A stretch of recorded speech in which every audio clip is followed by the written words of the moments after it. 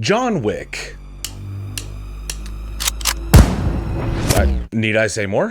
Folks, the term action icon is no stranger to us at JoBlo, or many of you. You know, you got your John McClanes, you got your John Rambos, you got your Terminators, and your John Connors. You even got your Sarah Connors. But among the list of iconic action stars, one name is more recent than the rest, yet equally as impactful. A John that burst on the scene like no other.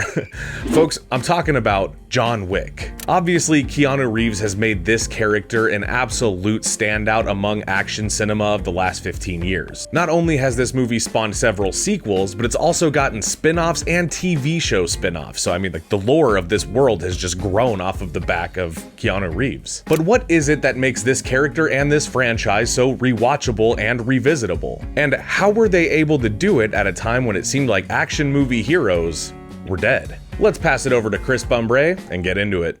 But now, yeah, I'm thinking I'm back.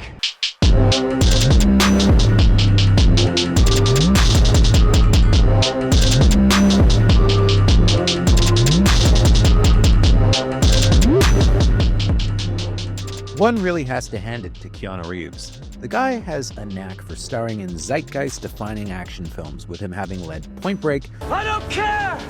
You gotta go down! Speed, I'm taller. and The Matrix. Holy shit!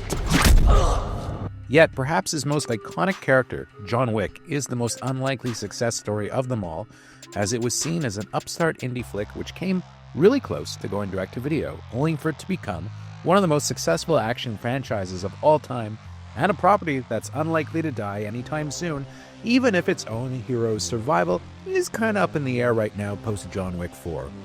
He didn't shoot. Consequences. With Keanu Reeves reprising his role in Ballerina, now is a good time to look back at just how this little action franchise that could came to be. Flashback to the fall of 2014. Keanu Reeves, who was already a legend, was struggling to reinvent himself as a now middle-aged movie star. He hadn't had a true hit movie since the Matrix trilogy wrapped up, with films like Constantine, despite its eventual cult following, performing softer than expected. His big-budget Day the Earth Stood Still remake turned a profit, but he had a disaster with the 47th Ronin, which was the biggest flop of 2013. Ironically, the director of that film, Carl Rinch, would later be arrested for wire fraud and money laundering following a dispute with Netflix over a series they spent millions on and never came out. Keanu's career was set such a bad way that when he signed on to do John Wick, no one really thought anything of it. The movie started as a spec script called Scorn from writer Derek Kolstad, which found its way to producer Basil Iwanek, who was friends with Keanu Reeves' agent. It was the star himself who brought the script to Chad Stahelski and David Leitch, who he'd worked with as stuntmen on the Matrix films. They had made huge waves as fight choreographers and action directors on movies like Dredd, The Mechanic, The Wolverine, and many more.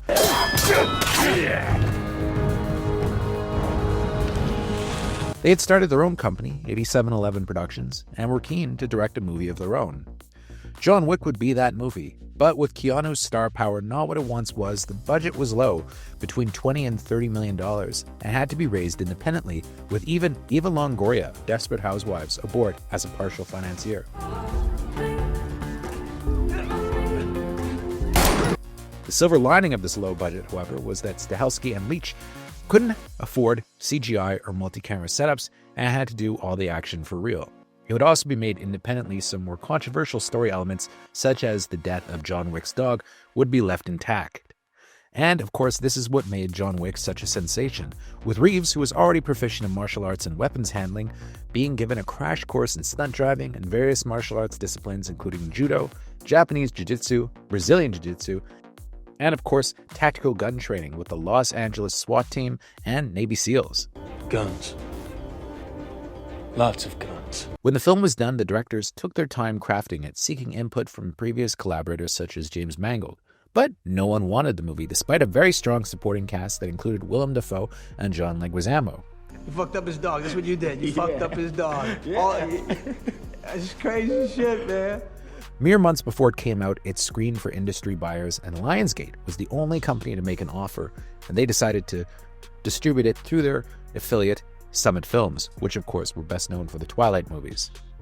However, they offered a rock-bottom price with no screen commitment whatsoever, which suggested to the producers that the movie was destined to go direct-to-video.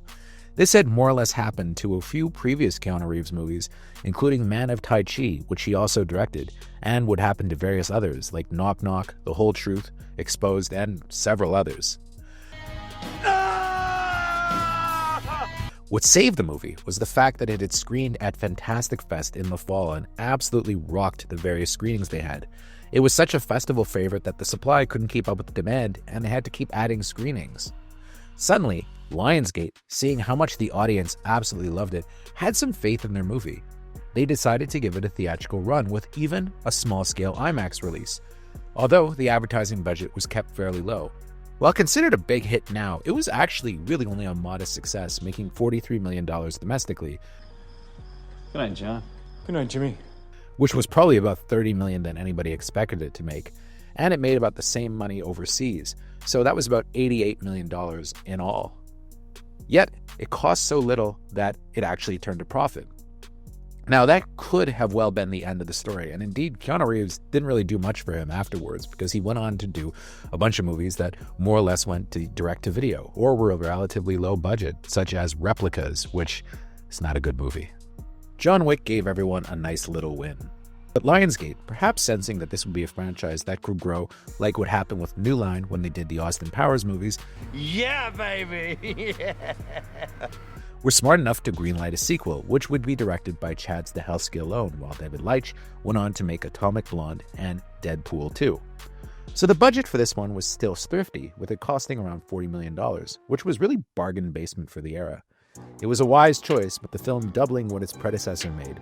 Amazingly, when they did John Wick 3, the exact same thing happened again, with that film doubling what John Wick 2 made, to the point that it made $327 million worldwide.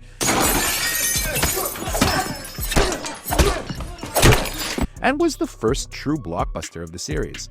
And the fourth film, wouldn't you know it, would be even bigger, with it falling just short of $450 million worldwide. And now, the movies are considered epic blockbusters every time they're made, and everyone's expectations for them are sky high. Heck, if they make a John Wick 5, maybe it'll even make $800 million.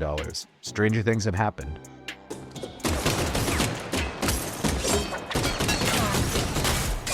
And that, my friends, is how an action legend is born.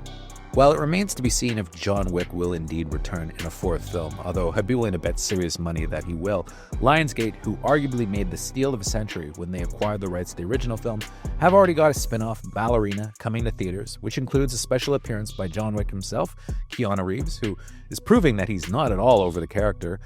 And they've also got a Donnie Yen-led spin-off called Kane, based on the blind character from John Wick 4, also ready to go.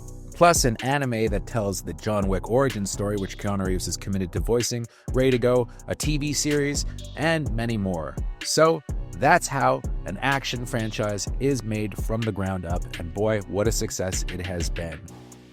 Ballerina is a lot of fun. It may not be as great as the other 4 John Wick movies, but still slam bang entertainment, and shows that Lionsgate has still got quite a bit of ammunition left in this franchise, even if Stahelski, who has always been the architect of these movies, maybe is going to go on to other things, with him already planning a Highlander spinoff, which could become the next big game-changing blockbuster. We're going to have to wait and see. That fucking nobody is John Wick.